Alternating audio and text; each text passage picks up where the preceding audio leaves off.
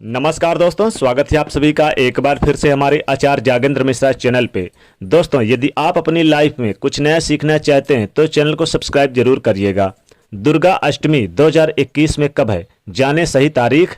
व्रत किस दिन रखें, अष्टमी नवमी कब है, व्रत पारण और विसर्जन कब होगा।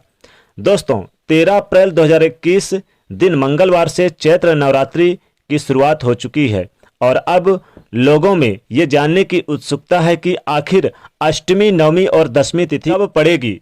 बहुत से लोग नवरात्रि का पहला और आखिरी यानी चढ़ती और उतरती का व्रत करते हैं। जो लोग 2 दिन का व्रत रखते हैं उन्हें भी ये जानना है कि दुर्गा अष्टमी तिथि कब है, उन्हें व्रत किस दिन रखना चाहिए। तो आपको इस वीडियो में यही बताऊंगा कि आप अष्टमी, नवमी और दशमी तिथि कब है, कब मनाएं, व्रत किस दिन रखें, साथ ही हवन एवं कन्या पूजन इत्यादि किस दिन करना है और साथ ही हम जानेंगे कि नवरात्रि व्रत का पारण और विसर्जन किस दिन करना होगा।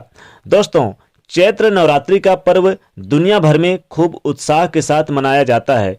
इस दौरान मां दुर्गा के 9 रूपों की आराधना की जाती है। ये पर्व चैत्र शुक्ल की प्रतिपदा तिथि से आरंभ होकर नवमी तिथि को समाप्त हो जाती है और इस बार मां भवानी की आराधना का विशेष पर्व चैत्र नवरात्रि 13 अप्रैल से शुरू हो गया है और इसी के साथ 9 विक्रम संवत 2078 की शुरुआत हुई है। दोस्तों, नवरात्रि के 9 दिनों में देवी के 9 अलग अलग रूपों यानी स्वरूपों की पूजा की जाती है और नवरात्रि की अष्टमी तिथि और नवमी तिथि का विशेष महत्व होता है क्योंकि इन दिनों लोग अपने घरों में कन्या पूजन और हवन आदि का आयोजन करते हैं। इस बार नवरात्रि पूरे 9 दिनों तक होगा। आपको बता दें कि अष्टमी तिथि को मां दुर्गा की 8वें स्वरूप मां महागौरी की पूजा का विधान है।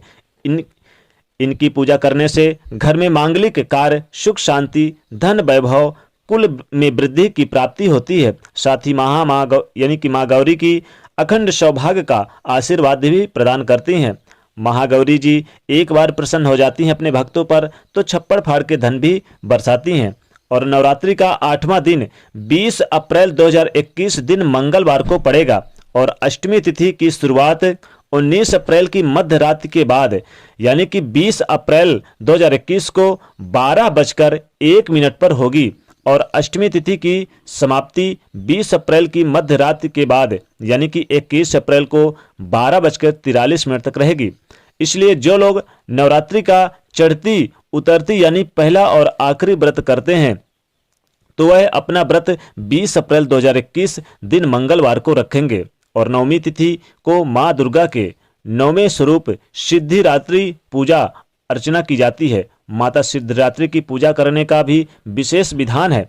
मां सिद्धिदात्री सिद्धि देने वाली देवी हैं, सभी सिद्धियों को प्राप्त कराने वाली मां देवी हैं। इनकी पूजा करने से घर में सुख शांति और ऐश्वर्य की प्राप्ति होती है। नौकरी, बिजनेस, व्यापार में तेजी लाती हैं और नवरात्रि का 9वां दिन 21 अप्रैल 2021 दिन बुधवार को पड़ेगा और नवमी तिथि की शुरुआत 20 अप्रैल के मध्य रात्रि के बाद यानी कि 21 अप्रैल को 12:43 पर होगा और नवमी तिथि की समाप्ति 21 अप्रैल को मध्य रात्रि के बाद यानी कि 22 अप्रैल को 12:35 तक रहेगा।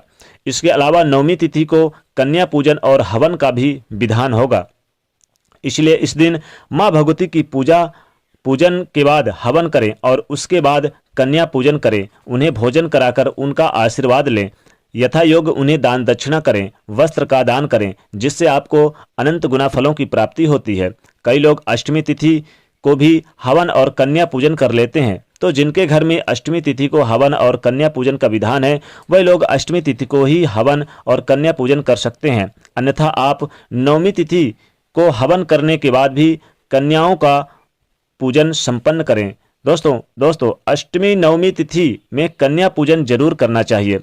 अब दोस्तों, पारण और विसर्जन बहुत से लोग नवमी तिथि को कर लेते हैं, लेकिन दोस्तों पारण और विसर्जन आप यानी कि दशमी तिथि को करें। 22 अप्रैल के दिन करें। 22 अप्रैल को दशमी तिथि है। जी हाँ दोस्तों, और बता दें कि भगवान श्री रामचंद्र जी का जो शुभ मुहूर्त है पूजा करने का, नवमी के दिन भगवान श्री रामचंद्र जी का पूजा किया जाता है। वह शुभ मुहूर्त हम आपको बता दें कि दोपहर 11 32 मिनट से लेके दोपहर 12:59 तक रहेगा। दोस्तों इस अभिजीत मुहूर्त में भी आप भगवान श्री रामचंद्र जी, मर्यादा पुरुषोत्तम श्री रामचंद्र जी की पूजा अर्चना करें और भक्ति भाव से करें और जीवन की समस्त मनोकामनाओं की पूर्ति के लिए करें।